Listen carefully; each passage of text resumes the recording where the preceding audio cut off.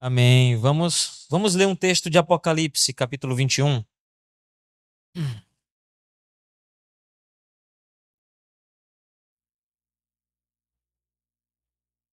Eu prometo que eu vou ser rápido.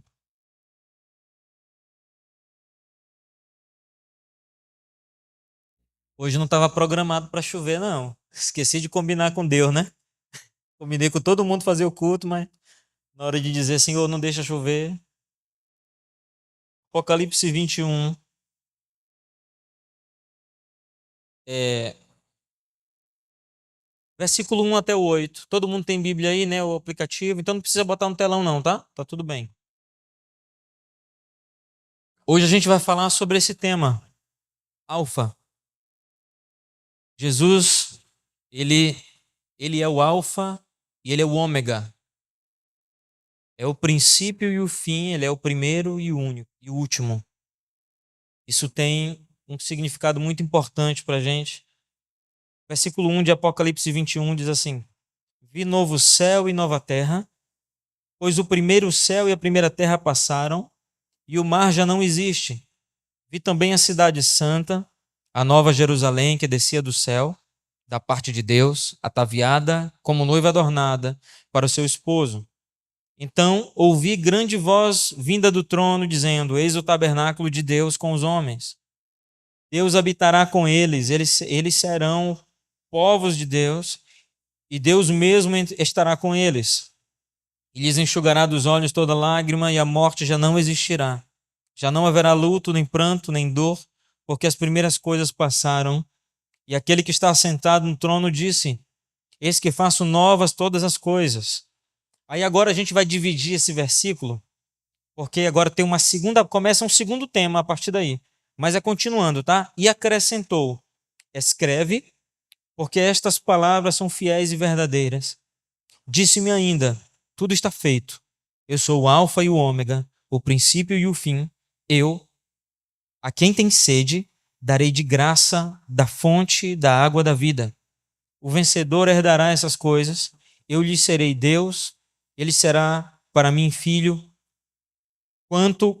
Porém, aos covardes, aos incrédulos, aos abomináveis, aos assassinos, aos impuros, aos feiticeiros, aos idólatras e a todos os mentirosos, a parte que lhes cabe será no lago que arde com fogo e enxofre, a saber, a segunda morte. Amém? Ok? A gente está diante de um texto que é um texto apocalíptico, ok? É um texto para o futuro. Esse texto, você sabe que o apóstolo João, ele teve por revelação. Então, por isso, no inglês é chamado de Revelation, né? É revelação, não é Apocalipse como a gente chama, mas é o livro da revelação. É aquilo que foi revelado para um homem e ele trouxe, escreveu, né? E, de fato, é um texto bem complexo. Se a gente lê esse texto de Apocalipse inteiro, do 1 até o capítulo 22, sem contexto, a gente inventa um monte de história. Porque, irmão, é cheio de simbolismo. Fala de uma besta que emergirá, fala do anticristo, fala do homem da iniquidade, fala da volta de Jesus e fala desses pontos aqui que nós acabamos lendo aqui, que também são um pouco, às vezes soa um pouco estranho, mas se a gente entender um pouco o contexto e talvez por que o apóstolo João escreve aquilo e tem essa revelação, a gente consegue compreender melhor qual é a mensagem que ele quer trazer para a gente. Primeiro ponto, João era judeu, ok? João era judeu, era dessa nacionalidade, falava o hebraico, mas também falava, qual era a língua? Grego, falava aramaico também. Então, o pessoal dessa época não era brincadeira, não. Eu acho interessante, por exemplo, você vai na África e aí você encontra com facilidade alguém que fala o seu dialeto e mais o inglês. Você vai na Europa e o cara geralmente fala o idioma dele mais um segundo idioma. Ele pode escolher francês, ele pode escolher espanhol, ele pode escolher russo. E eles não estudam como a gente aqui no Brasil. E a gente tem um segundo idioma na escola, mas a gente não leva muito a sério. A gente vai lá só para fazer prova, né? Aí faz aquela prova, depois não lembra de nada do verbo to be, não lembra nada, nada, nada, né? E aí a gente depois quer sair falando inglês, né? E não tem. A gente tem um suportezinho ali, mas a gente não levou a sério, porque a gente mora num país completo. Primeiro que o Brasil é do tamanho de um continente. Então o brasileiro acha que não precisa de nada fora. Se tu sair de São Luís para Imperatriz, lá na Europa, é como se tu fosse da Alemanha para a Polônia. Acho que até menos, né? Até mais rápido às vezes. A gente foi junto para a Polônia, eu armando minha esposa de carro, e foi rapidinho, assim, coisa de 5 horas a gente estava lá, Auschwitz, né? Rapidinho de carro, fomos lá e não tem barreira nas fronteiras e você passa e vai embora. E o povo daqui, dessa época de Jesus, era mais ou menos assim. Falava e entendia hebraico, grego, aramaico. Então eles tinham acesso a muitos lugares com muita facilidade. Nesse tempo, a gente tem o que se chama em história, quer dizer, o que se chama em teologia de plenitude dos tempos. E a gente compreende hoje que, historicamente, essa plenitude que foi o tempo, obrigado, o tempo que Jesus veio na sua época, com licença, recebe esse nome. Um dos motivos por que ele recebe esse nome de plenitude dos tempos é porque era um tempo muito completo. Era um tempo onde se começaram a construir estradas, porque os romanos começaram a pavimentar toda a região onde eles dominavam.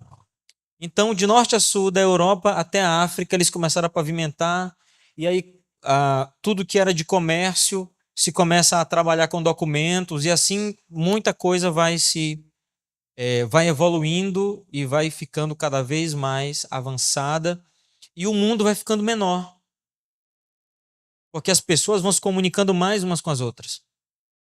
Então a gente chega nesse episódio de Apocalipse, capítulo 21, encontra João, um judeu, que provavelmente escreveu em grego, mas que pensava em hebraico. Você entende isso? É igual um brasileiro pensar em português e escrever em inglês para um outro povo. Era essa a ideia geral. E outro detalhe, ele não estava em casa, ele não estava na igreja, ele não estava de férias, mas ele estava preso. Nem no seu país era. Ele estava preso em uma ilha fora do continente, porque ele era um preso de Estado e era considerado uma pessoa perigosa, porque ele era do caminho. O que era o caminho? Era a religião, né, que Jesus havia iniciado. Então os judeus não queriam muito esses irmãos ali por perto, porque não era um judaísmo e ao mesmo tempo era monoteísta. Então era uma coisa que não estava muito explicada na cabeça deles, então todo mundo temia. Só que o detalhe é que quem se encontrava com Jesus e com os apóstolos não temiam nada. Porque Jesus tinha a característica de derrubar o medo. Jesus tinha a característica de, ao encontrar as pessoas, libertá-las dos seus temores. Jesus curou muita gente. Jesus libertou muita gente, mas ele não parou por aí. Ele delegou para os discípulos, para 12 homens, fazerem a mesma coisa. E esses homens, com muita coragem, foram por toda a Galileia e foram pregando o evangelho, levando a palavra, e João era um desses. Era um dos principais discípulos de Jesus. Ele se considerava o discípulo mais chegado. Por que eu digo ele? Porque ele que escreveu isso no próprio livro dele, de João. Ele escreveu que ele era o mais importante. Olha que nível de cura de João. Ele tinha certeza que ele era alguém importante. Não é? E às vezes a gente não tem essa certeza. Às vezes a gente não acha que a gente tem alguma importância ou que a gente pode ter algum efeito sobre a vida de alguém. Jesus tinha certeza, irmãos, que ele tinha efeito sobre tudo. Por isso que ele se chamava o Alfa e o Ômega. Ele tinha certeza que ele poderia causar efeito sobre qualquer pessoa e sobre qualquer coisa. Ele não tinha medo de dizer que ele era o Alfa e o Ômega. Em um certo episódio, Jesus está num barco e lá fora tem uma tempestade. E a Bíblia diz que Jesus ele estava sentado na beira do barco olhando a tempestade com medo, não era? Não. O que ele estava fazendo? Dormindo. Bicho é macho, né? Todo mundo lá fora, como é que é o nome de fora? É proa? Proa? Tu que trabalhou embarcado. É proa, né? Todo mundo que estava lá fora, estava lá morrendo de medo. Vai virar, vamos morrer todo mundo, esse negócio aqui não vai dar certo. Jesus dormindo. Aí os discípulos foram, um dos discípulos foi lá e disse: Jesus, acorda, a tempestade aqui, a gente está com medo. Jesus desperta e diz assim: homens de pouca fé, por que vocês duvidam? Vocês não acreditam que vocês podem fazer o que eu ia fazer se eu tivesse acordado? Deixa eu dormir. Jesus levanta, vai até a proa do barco e diz assim: tempestade, te acalma, acabou a tempestade. Eles ficaram assustados com aquilo. Jesus exercia influência sobre a tempestade. Imagina sobre as situações. No primeiro versículo diz assim: vi novo céu e nova terra, pois o primeiro céu e a primeira terra passaram e o mar já não existe. Aqui está falando sobre um futuro que eu acredito que está próximo, de um novo céu e uma nova terra. Portanto, um lugar que não é esse aqui, mas é como esse em que nós estamos. E esse lugar, irmãos, é um lugar para uma nova criação. É um lugar futuro para pessoas como nós, porém transformados. Porque só através da transformação e de um novo nascimento é que nós podemos dizer que nós podemos fazer parte desse novo lugar. Porque esse novo lugar tem novas características. Como a gente pode querer fazer parte de um novo lugar com velhas características? Se você vai num casamento, aí está lá no convite dizendo que o traje é esporte fino. Tu vai de bermuda? Só se for para passar vergonha. Porque se for numa casa de evento, o pessoal da porta não te deixa entrar. É a mesma coisa aqui. Vai ter um novo céu e uma nova terra. Como que a gente espera entrar no novo céu e na nova terra? Do jeito que nós somos. Com os pecados que temos, os pecados que cometemos. No mínimo, a gente deve andar arrependido. Porque, irmão, vou te dizer uma coisa. Não adianta ninguém dizer que você não vai mais pecar. Isso não existe. Isso é o primeiro pecado. É mentira. Não existe isso. Mas existe um grupo de pessoas que, mesmo que pequem, eles andam em arrependimento. E arrependimento, a gente falou no começo, é reconhecimento do meu erro. É o reconhecimento e o meu reposicionamento. Eu reconheço que eu erro e eu não quero mais fazer isso. Ok? Entenderam? Então, o novo céu e a nova terra é para esse tipo de gente. É para gente que está com traje esporte fino, digamos assim, né? Está com traje adequado para a cerimônia local. E tem uma coisa no final desse versículo 1 que é muito importante, diz assim, o mar já não existe. E eu me pergunto assim, como assim o mar já não existe? Não tem nada a ver com o versículo, né? Mas é porque o mar, na época de João, era um grande desafio. Ninguém navegava longe da costa, só se navegava perto. A exceção eram alguns povos que vinham já navegando para a América desde 1000 antes de Cristo. 1100 antes de Cristo. Os fenícios, exatamente. Essa era a exceção da época. Mas os demais, nenhum povo navegava para longe, ficava só ali na costa, então não se descobriam outros continentes, não se navegava para longe. E significa o quê? Significa que o mar era um desafio, que o mar era hostil e que o mar gerava medo.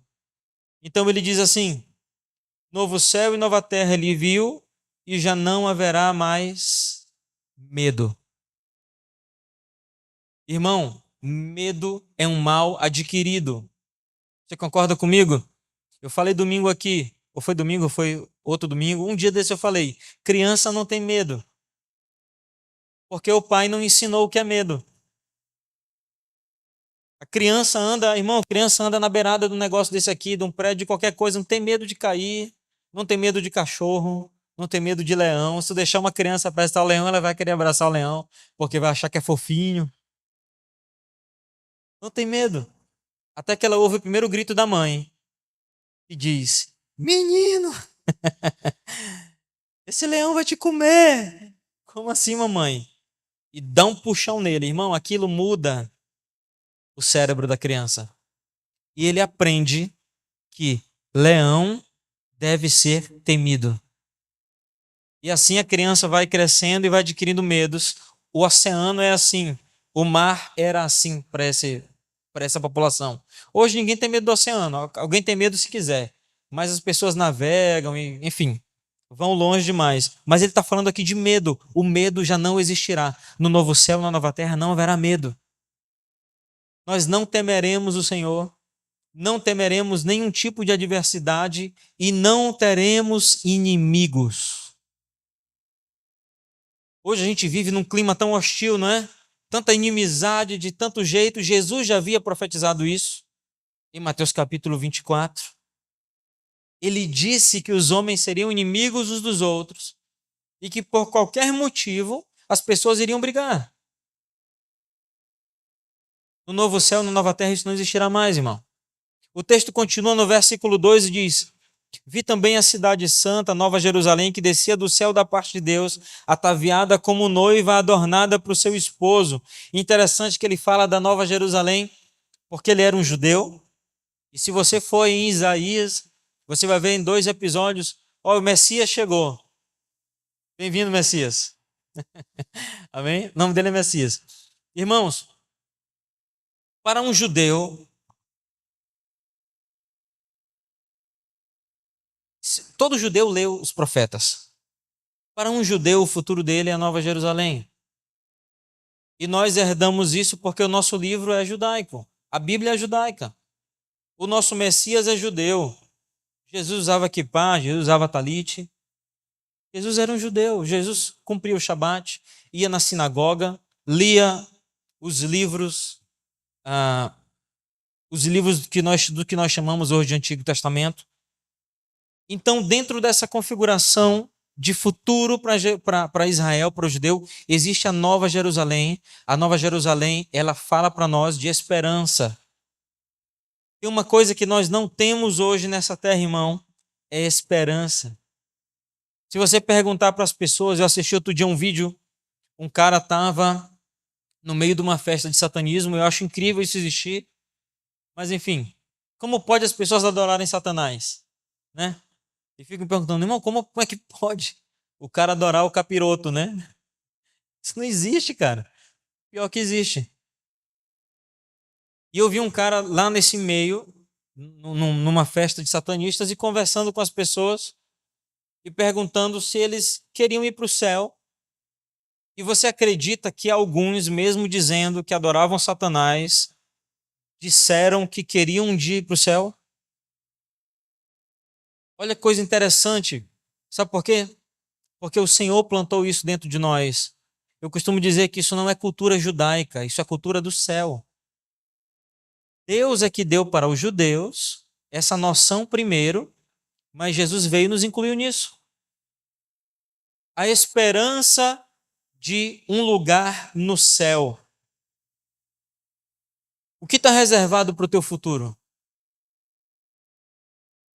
Você tem essa esperança, você tem essa certeza, você tem dúvida de que o céu está reservado para você e que você vai para lá um dia? Isso é algo que a gente precisa ter em mente. Porque nós não podemos ter dúvida de para onde nós vamos, porque a dúvida trava qualquer pessoa. Sabe uma coisa que eu costumo dizer quando eu estou trabalhando com pessoas? Eu digo assim, quando eu estou no nível profissional, eu digo assim: não tenha medo de cometer esse erro. Irmão, porque se o cara tiver medo, ele vai errar exatamente no ponto que ele tem medo. Se tu colocar um copo bem aqui, isso aqui não é hipotético, isso aconteceu comigo. Eu coloquei um copo e disse pro cara assim: cara, tu pode andar isso aqui tudo, só não anda, só não vem aqui chutar o copo. Ele foi lá e chutou o copo sem querer. Por quê? Porque eu coloquei uma que o jumento usa assim. Eu coloquei entolhos nele. E ao invés dele olhar para todos os outros lugares, ele só conseguiu olhar para onde ele não deveria pisar. E ele foi na direção do lugar para onde ele não deveria. Sabe quando tu está dirigindo na estrada à noite? Eu gosto muito de dirigir à noite na estrada. E tem uma técnica. Quando você está dirigindo, você não deve olhar para o farol do outro carro. Porque se tu olhar para outro farol, tu vai na direção dele. Tu tem que olhar para frente, no caminho onde você está indo. A dúvida te conduz ao erro. Você precisa ter certeza. Lá no versículo 4 diz: e lhes enxugará dos olhos toda lágrima, e a morte não existirá. Já não haverá luto, nem pranto, nem dor, porque as primeiras coisas passaram. O texto continua e diz: aquele que está sentado no trono disse: eis que faço nova todas as coisas. Olha que a intenção do Senhor é renovar as coisas. E nós, de fato, gostamos de coisas novas. Por isso que às vezes, por isso que às vezes não, por isso que a gente troca de carro, né? Tu tem um carro, mas aí tu quer comprar outro carro. Depois, né? Que toca logo comprar um outro. Eu conheço pouquíssima gente que comprou um carro e quer parar naquele carro para sempre. Tem alguém aqui assim? Não sei, mas tu quer parar assim? Que tá lembrando do boleto, vai vencer esses dias, né? Mas eu duvido. Na hora que quitar esse carro aí, tu vai querer outro. Todo irmão, a maioria das pessoas é assim. Algumas pessoas poderiam dizer assim: isso aí é mal do capitalismo. Eu não acho, eu acho que não. Eu acho que não. Eu acho que isso é da eternidade. Porque Jesus promete coisas novas. E eu acho que faz parte da gente desejar coisas novas. Faz parte da gente desejar coisas que são eternas. E é essa que é a chave que a gente precisa entender. Não é que a gente quer o tempo todo coisas novas, é que a gente quer coisas eternas. Coisas que sejam duradouras. Por isso que a gente quer trocar de carro. Porque aquele carro já não presta mais. Ele fica velho, as coisas ficam quebrando e tu tem que estacionar o carro só no mecânico agora, porque estacionar na tua casa tá vazando tudo. Deixa logo estacionado lá, né? Irmão, já tive uns carros velhos aí que, vou te falar, ele ficava mais tempo na oficina do que na minha casa, até o dia que ele disse: não, pra lá que esse carro é do capiroto, vai pra lá. Por quê? A gente não quer coisa que não presta. Isso é da eternidade. Se tu conhecer alguém que gosta do que não presta, irmão, conversa com ele assim: bola na igreja lá que tem um culto lá que vai te arrumar. O texto continua. Lembra que eu falei que lá no versículo 5 tinha uma divisão no meio? Ok? Então agora bora para essa divisão. A gente chama de 5b. Diz assim: e acrescentou: escreve, porque essas coisas são fiéis e verdadeiras. Por que ele fala isso? Eu acho interessante, porque o Senhor manda as pessoas escreverem, mandou os profetas escreverem, falou para Moisés colocar num livro, disse para João escrever. Olha como é interessante que Deus gosta que nós sejamos é, escritores e não apenas leitores. Tu já pensou em escrever alguma coisa? Eu sei que vocês leem, mas escrever, tu já pensou? A gente precisa escrever um livro pelo menos uma vez na vida, né? Escrever um livro, plantar uma árvore e mais uma outra coisa que eu não lembro. Tem um ditado americano: ter um filho. 3 princípios, né? Que se segue. Escrever um livro é muito importante. E é uma coisa de Deus. Isso se chama memória, isso se chama legado. Esses 2 nomes descrevem o que significa escrever um livro. Escritores têm a sua memória viva ou eternizada por causa daquilo que escreveram, mas não só isso. Escritores que escreveram a verdade vão viver para sempre. O Senhor disse para João: escreve, porque essas coisas são fiéis e verdadeiras.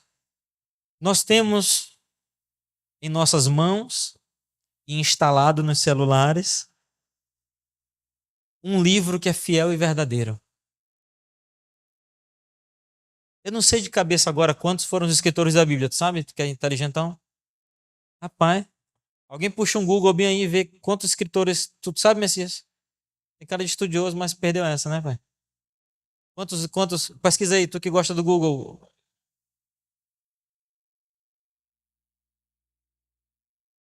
Sim, tem uma mistura. Sim. Mas tem um número exato de escritores. A maioria absoluta judeus. Escrito em hebraico, grego, em aramaico, algumas partes em outros idiomas, partes muito pequenas.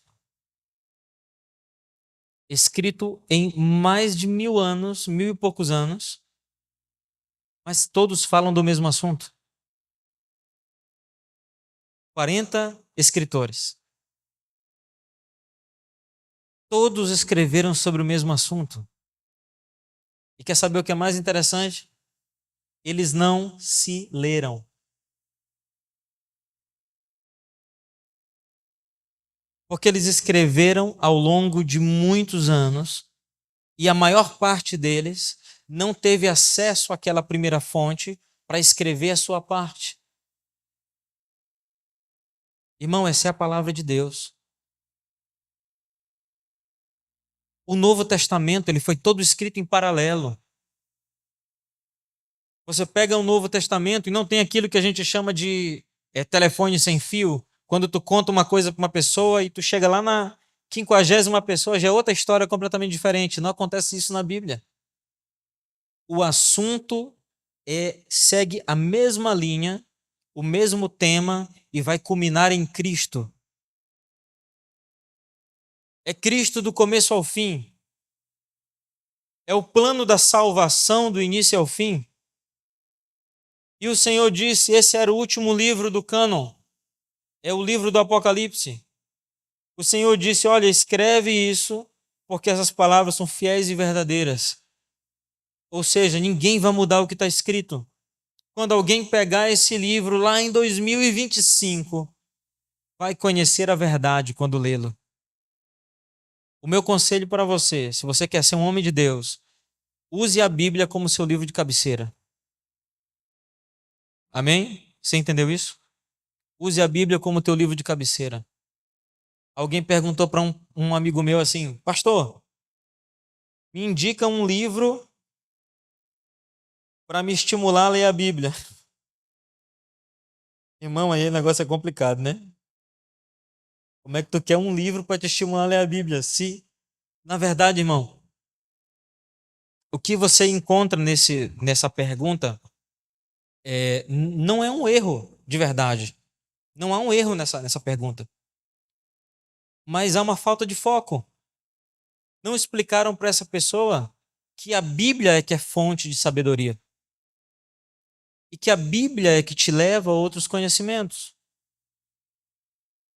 Isso quer dizer que você nunca pode mais, a partir de hoje, nunca mais faça a comparação ciência versus Bíblia. Nunca mais. Porque a ciência, ela tem o seu objeto de observação, de estudo e tem a sua técnica. E a Bíblia tem outra completamente diferente. Você não consegue pesar 1 quilo de arroz e 1 quilo de luz. É possível pesar a luz? Não é possível. Então você não consegue comparar a Bíblia com ciência. São grandezas completamente diferentes. A Bíblia, ela te ensina a ter fé. A Bíblia nos ensina a crer. A Bíblia diz que o nosso Deus é invisível e que o reino dele não é daqui. Entendeu? É completamente incompatível com a ciência. A ciência serve para outros motivos e a Bíblia serve para outros. E aí tem um determinado momento em que a ciência para porque não consegue mais observar e a Bíblia continua porque trabalha com fé. E fé é a certeza das coisas que nós não conhecemos. Uma coisa que eu gosto muito de falar é que todos nós temos fé. Você concorda comigo? Talvez você pense assim, não, eu não tenho fé. Eu te digo o seguinte, talvez você não tenha tanta fé. Aí se você disser, não, eu não tenho fé nenhuma, eu vou te perguntar o seguinte, quantos essa noite testaram a cadeira antes de sentar? Se ela realmente não ia cair quando você sentasse? Alguém aqui fez isso? Pegou a cadeira e fez assim, deixa eu testar aqui essa cadeira aqui. Agora eu sento. Eu não vi ninguém fazer, alguém fez? Isso é fé. Você creu que a cadeira estava funcionando. Outro exemplo que eu gosto muito é a caixa de leite. Eu não acho que tu deva beber leite na caixa, porque aquilo ali não é leite, mas digamos que você beba leite da caixa. Você rasga a caixa toda e derrama o leite na jarra de vidro para ver o que tem dentro? Ou você só abre a tampinha e confia e bebe? Viu como a gente tem fé? Agora, como a gente usa essa fé? Qual é a direção que eu uso essa fé? O que você não pode deixar é que a ciência se transforme em uma religião na sua cabeça. Você não pode crer na ciência. A ciência você explora e você conhece. Mas aquilo que é espiritual você crê. Nós precisamos ser um pouquinho mais espirituais, irmãos. Porque nos ensinaram por muitas décadas a ter mais fé naquilo que se vê do que naquilo que se espera.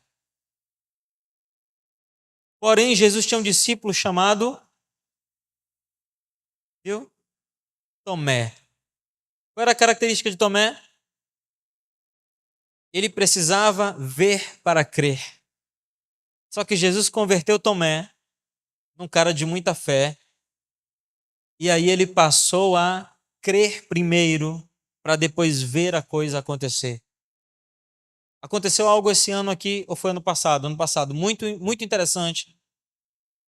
Quando choveu, foi ano passado, né, que nós oramos. Não estava chovendo há muito tempo. Estava aquela estiagem, né? E aí eu chamei a igreja e disse, vamos orar. Para chover, era domingo. Segunda choveu. Pense na coincidência, né? Não, fé. E agora eu vou orar para parar de chover? Vou não, porque eu sei que foi doído para chover. Mas, irmão, isso é fé. Eu creio que a oração da igreja fez com que a estiagem terminasse. Você precisa crer em alguma coisa. Não saia dessa noite sem crer, irmão. Você tem que ter um pouquinho de fé. Eu não estou falando de religião, eu estou falando de fé. De crer. Crer em coisas impossíveis. Crer naquilo que você não está vendo, mas que você espera, que você deseja.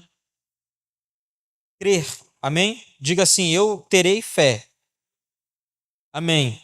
O versículo 6 diz assim: disse-me ainda, tudo está feito, eu sou o alfa e o ômega, o princípio e o fim, e quem tem sede, darei de beber da água da vida. Olha que coisa importante.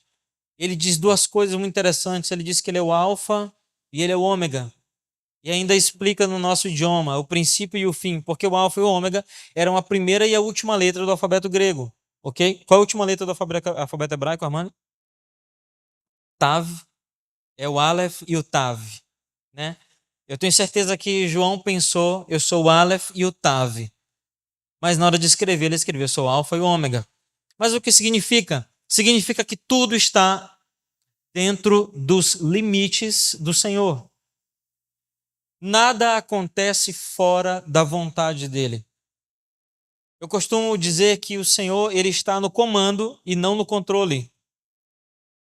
Mas a frase que a gente mais ouve é Deus está no controle. Isso não está na Bíblia, mas podia estar, né? É porque as pessoas falam muito, né? Tipo assim, mente vazia, oficina do diabo. Isso não está na Bíblia, né? Mas é um ditado que é engraçado, né? E tem um certo sentido de verdade, né? Mas ok, é, Jesus é o alfa e o ômega. Ele é o início e o fim, ou seja, tudo está dentro dos limites daquilo que o Senhor domina. Então, de fato, ele está no comando e não no controle. Por que ele não está no controle? Porque ele não quer que você seja um robô. Ele não está te controlando, ele não está jogando contigo. Você não faz parte do jogo de Deus. Isso é uma das coisas que os ateus acham que a gente pensa. Eles pensam que nós damos o controle para Deus e que nós somos meros robôs. Eles acham que a gente pensa assim, mas não é verdade. Porque a Bíblia fala de uma coisa chamada livre-arbítrio. O que é o livre-arbítrio? É a liberdade que Deus te dá para você fazer o que você quer, não é verdade? Mas não é só isso. É um pouco mais do que isso. É o mecanismo que faz com que Deus saiba que você o adora porque você quer adorá-lo. Que você o segue porque você quer segui-lo e não porque você está sendo controlado por ele. Você está entendendo isso? Então ele está no comando por quê? Porque ele continua na direção de tudo.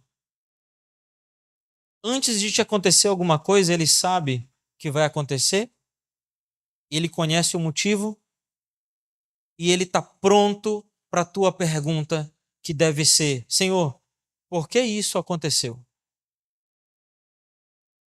Por algum tempo, eu pensava que era pecado questionar Deus, mas eu descobri que não é. Depois que eu conheci o rei Davi, a gente conhece alguém quando a gente lê o livro dele, né? Depois que eu conheci os salmos do rei Davi, eu descobri que eu posso questionar Deus. Eu descobri que eu posso brigar com ele, me chatear com alguma coisa que aconteceu. Sabe por quê? Porque ele é teu pai. Você já brigou com teu pai? Eu já briguei com meu pai. Já me chateei com ele. Não sei se eu já xinguei ele, mas na minha cabeça xinguei. Mas eu já briguei, já me chateei com meu pai. E não uma vez nem duas, várias vezes. Eu sei que isso já aconteceu contigo. Mas depois ficou como se não tivesse acontecido nada, porque faz parte da vida. Com a tua mãe, você também já te chateou? Com certeza. Já discordou da tua mãe? Sem dúvida. Vocês já ficaram brigados? Eu acho que sim. Já aconteceu comigo. Já fiquei com gosto ruim na garganta já. Assim, para engolir uma coisa que a mamãe tinha feito comigo, falado. Até o dia que eu liberei e resolvi não só aceitar o que ela falou. Eu não preciso concordar, mas eu preciso conhecer o limite que ela tem a vontade dela e os motivos dela. A única coisa que o Senhor está esperando a gente dizer para Ele é: por que isso aconteceu comigo? Por que isso está acontecendo? Qual o motivo? Irmão, não tem pecado nenhum nisso. Deus não é menos Deus porque você questiona, e você não vai virar um ateu porque você questionou. No máximo, ele vai te responder o que aconteceu. No máximo, você vai encontrar um motivo para aquilo ter acontecido, e podem ser inúmeros. Mas isso tudo se resume em relacionamento. Porque o Senhor quer que você fale com Ele. E às vezes a gente bota tantas barreiras e tantos questionamentos, e a gente só não quer falar com Ele, mas a gente fala mal dele. Não é? Não sei se vocês já tiveram alguma inimizade com alguém, alguma vez na vida. Todo mundo aqui é santo, acho que só eu que sou pecador tive alguma inimizade com alguém alguma vez. E aí, irmão, sabe o que aconteceu nessa inimizade? Eu não queria ver essa pessoa, eu não queria falar com ele, Se ele aparecesse, eu saía por outro caminho. Mas eu falava dele. Mais do que eu falava dos meus amigos para os outros, eu falava do meu inimigo para os meus amigos. Eu fazia o meu problema muito importante. Até o dia que a ficha caiu.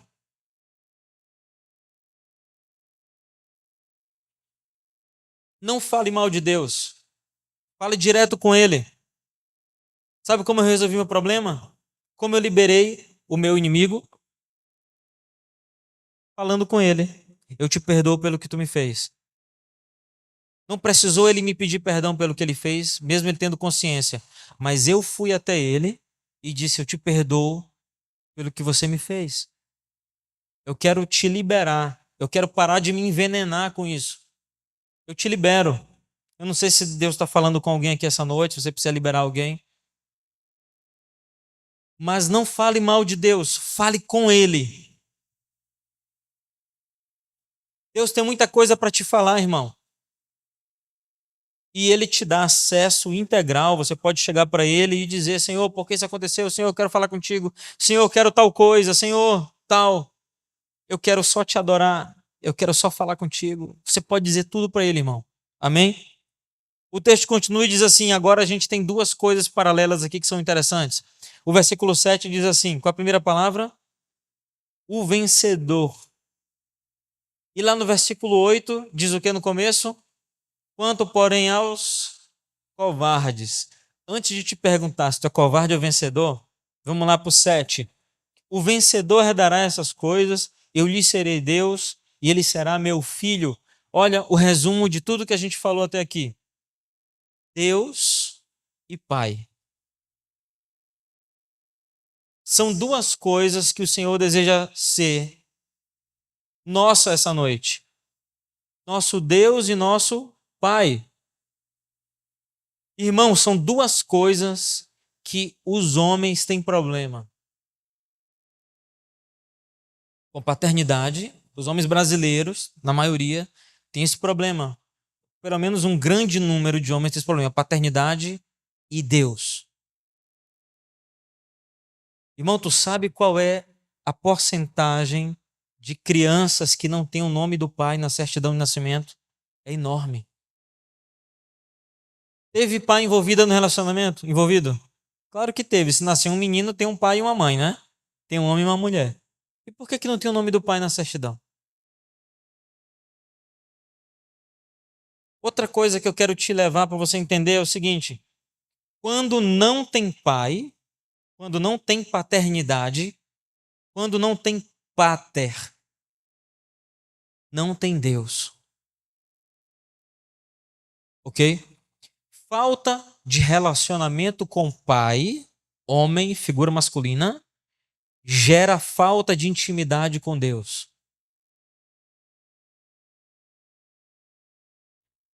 Aqui dentro essa música? Foi quase, né? O bicho tá alto, não tá?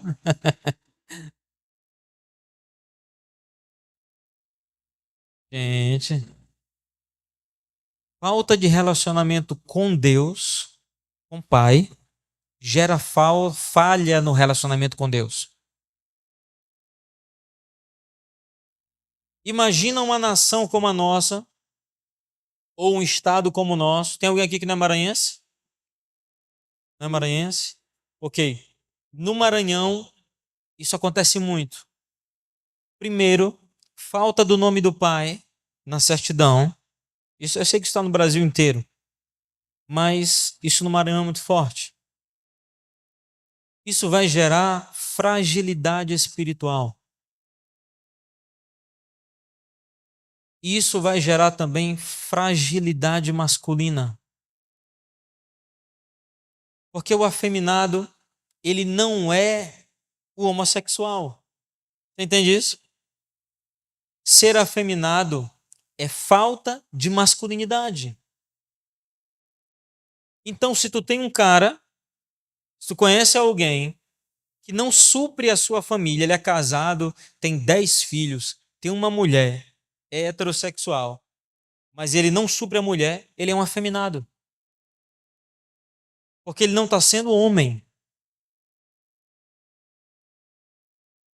Se você for um pouco mais a fundo e tentar conversar com essa pessoa, você vai ver que provavelmente ele não teve um pai presente. Se ele não teve um pai presente, ele não vai ser um bom pai, em teoria. Ou ele vai querer compensar e vai ser um pai ruim, porque não vai deixar o filho nem tropeçar. E a criança precisa cair, ralar o joelho, se machucar, chorar. A criança precisa disso. Então, se o cara é frágil, não teve um bom pai, então ele não vai deixar a criança se sujar. Não deixa o menino pisar descalço. E aí ele vai prejudicar o filho da mesma maneira. Só que muito mais profundo do que isso, ele não vai se relacionar bem com Deus. E quando ele chegar numa igreja, ou ele estiver diante de uma situação que ele precisa de fé, ele não vai saber onde ele encontrar. Porque ele não teve um pai. Ele não teve alguém que desse a base para ele ser um homem corajoso. Eu quero dizer assim para ti hoje: seja homem. Só isso. Seja homem. Seja o supridor. Assuma as suas responsabilidades. O versículo 7 diz: vencedor. Seja um vencedor. A Bíblia diz que em todas as coisas nós somos mais do que vencedores. Irmãos, as Escrituras querem nos dizer essa noite que nós precisamos compreender que nós precisamos ser homens com fé. Homens que não importa qual foi a circunstância, não interessa se você teve um pai presente ou não, se o nome do teu pai está na sua certidão de nascimento ou não, daqui para frente você pode mudar tudo isso, porque você tem um Deus. Esse Deus pode mudar qualquer situação do passado. Eu estou entendendo hoje que nós precisamos viver com a mente no futuro, porque a Bíblia diz que em todas as coisas somos mais do que vencedores, ou seja, nós já vencemos antes que a dificuldade aparecesse. Tu entende isso? Isso é ser mais do que vencedor. Não é ser só apenas vencedor. Vencedor é quando você vence uma batalha que apareceu. Mais do que vencedor é quando você entra na batalha já sabendo que você ganhou aquilo. Isso fala de futuro. Nós precisamos aprender a... talvez tenha uma frase que eu estou me lembrando agora, que é assim: se você conhecer o seu passado, você vai saber o motivo e vai saber viver o seu presente. É uma coisa assim que existe por aí. Eu digo assim, baseado nas Escrituras: se você conhecer o seu futuro, traga ele e viva o seu presente. Consegue entender isso? Não viva apenas conhecendo o teu passado, o que aconteceu com os teus pais, o que aconteceu com os teus avós. Não compreenda só isso para você viver para frente. Mas entenda que as Escrituras têm um futuro no céu para você. E as Escrituras falam de um futuro num lugar onde não haverá medo, onde não haverá morte, onde não haverá dano. Amém? Onde não haverá pecado. Pegue esse futuro e viva como se você já estivesse naquele lugar. Irmão, isso vai fazer todo o diferencial na tua vida. Você vai ser a melhor pessoa do lugar onde você trabalha. Você vai ser a pessoa mais interessante de onde você trabalha, porque você vai ser a pessoa com mais fé do que todo mundo. Você vai conseguir ajudar as pessoas em qualquer circunstância. Quando alguma coisa acontecer dentro do teu trabalho, as pessoas vão falar contigo da mesma maneira como os discípulos falaram com Jesus naquele dia no barco, que chegaram lá onde ele estava dormindo. Ele estava dormindo porque é preguiçoso, ele estava dormindo porque ele estava cansado. Não, ele estava dormindo porque ele tinha certeza que a tempestade acabaria na hora que ele acordasse. Ele tinha certeza que aquela tempestade não resistiria a ele. As pessoas vão passar a te procurar. Se você começar a viver essa vida, as pessoas vão passar a te procurar porque elas vão ter certeza que você vai mudar a vida e a situação delas. Não tem, sabe, eu sei que você conhece, não tem gente que quando chega no lugar, ele muda o clima fica pesado. Às vezes no trabalho da gente tem gente assim, né? Que quando o cara entra, caramba, o negócio ficou pesado aqui, ficou ruim. Não tem gente assim? Imagina gente boa, cheia de Deus, gente com fé. Quando chega no lugar, irmão, também transforma. Não é só a coisa ruim que contagia, mas a presença de Deus também contagia. Amém? Se você andar com Deus, você também vai contagiar as pessoas. Esses são os vencedores. Quem são os covardes? Eu não vou falar muito, mas está escrito assim no versículo 8: covardes, incrédulos, abomináveis, assassinos, impuros, feiticeiros, idólatras e todos os mentirosos. Aí, irmão, quando chega em todos os mentirosos, aí pega todo mundo. Sobrou mais ninguém, ok? Então pode ser que tu não seja nenhuma das outras coisas, mas quando chega em todos os mentirosos, aí diz assim: caramba, eu pensei que eu ia ficar fora. A parte que lhes caberá será o lago do fogo, o lago que arde com fogo e enxofre, a saber, a segunda morte. Irmão, a segunda morte, a Bíblia fala segunda morte porque ela é uma morte eterna. É um lugar onde não tem para onde fugir, não tem como escapar dele. Se você não fez o que é certo agora, não pense que vai ser depois. Ou você é corajoso agora, ou você é um homem de Deus agora, ou depois não vai ter jeito. Ou você tem fé agora, ou você está no segundo grupo. Romanos capítulo 1, abre tua Bíblia lá em Romanos capítulo 1, verso 18, para a gente concluir com isso. Romanos 1, olha que interessante, está escrito assim, versículo 18: a ira de Deus se revela do céu contra toda impiedade e perversão dos homens, que detêm a verdade pela injustiça. Porquanto o que de Deus se pode conhecer é manifesto entre eles, porque Deus lhes manifestou.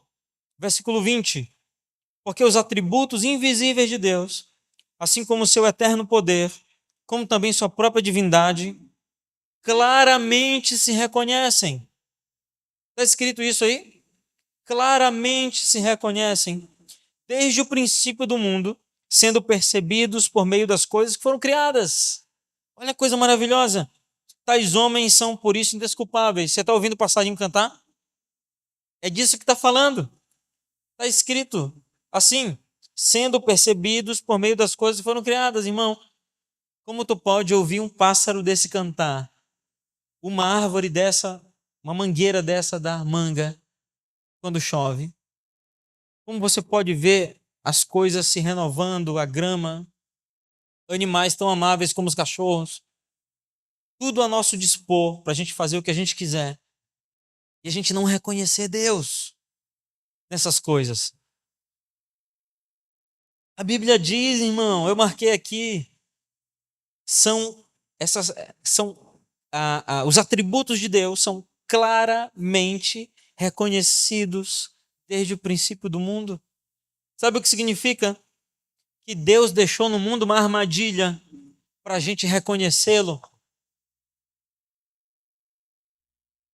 Mesmo que alguém diga assim, ok, nunca ouvi falar de Jesus, nunca ouvi falar de Deus, mas ele já viu um pássaro, ele já viu uma planta, ele reconhece, ele precisa reconhecer nisso que existe um Deus, porque a conta fecha. É tudo muito perfeito e está tudo à nossa disposição. Como não existiria um Deus? Nós não somos um acidente cósmico.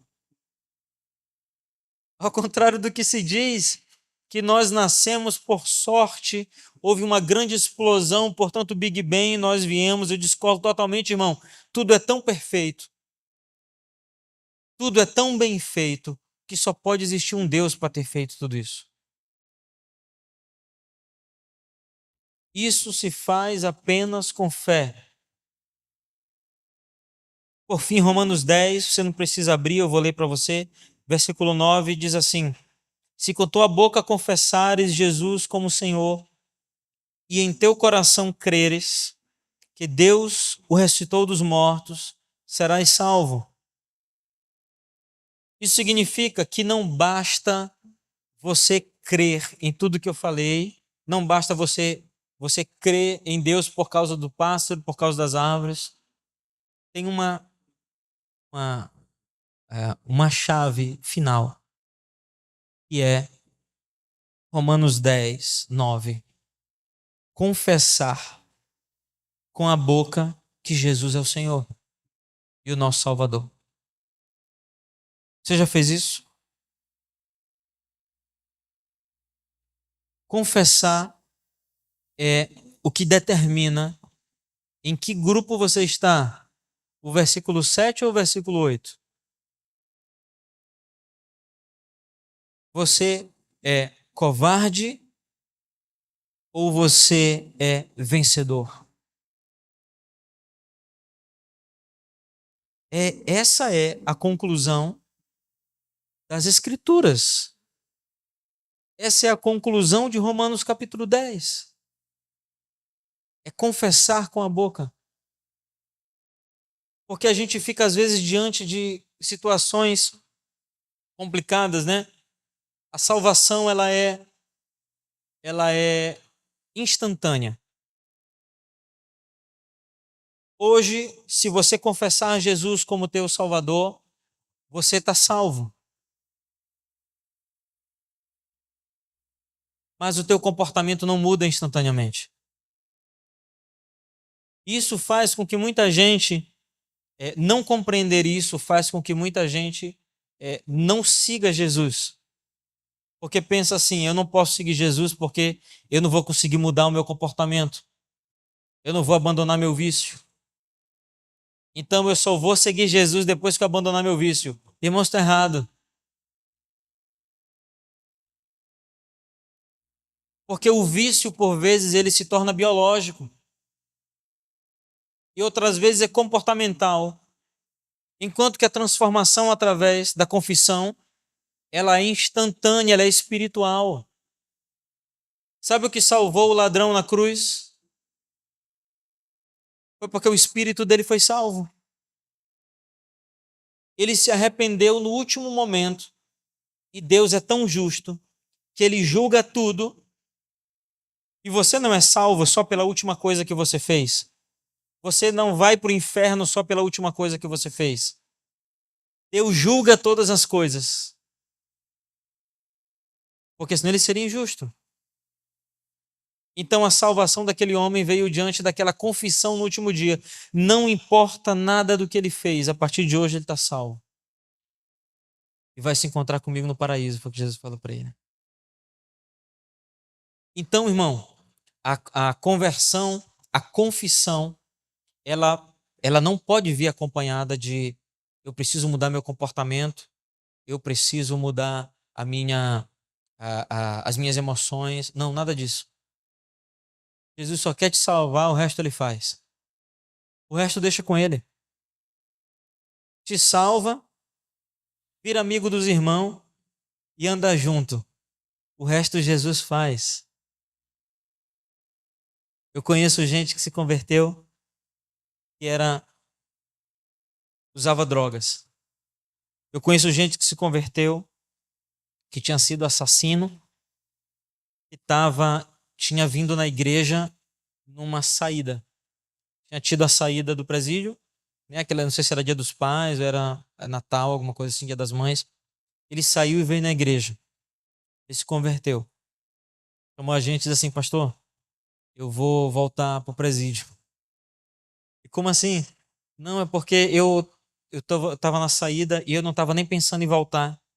Mas agora, depois da sua palavra, eu vou voltar para o presídio. E como é que eu fico?